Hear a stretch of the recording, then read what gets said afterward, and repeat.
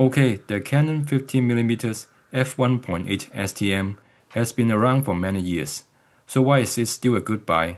I'll give you 5 reasons. First is the price to performance ratio. It costs a fraction of the price of an f1.2 but gives you 90% of the image quality. Reason 2 is the form factor. At under 6 ounces, it won't fatigue your wrist or unbalance a gimbal setup like those heavier lenses.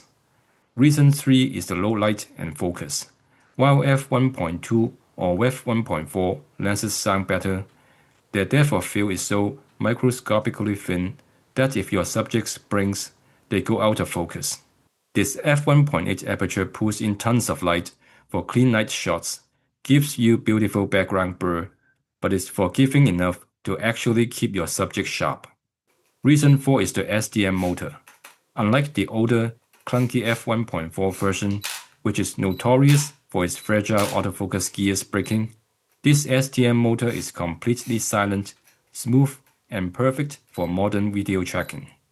Reason 5 is edge sharpness. The f1.2 is great, but it is heavy and prone to chromatic aberration wide open.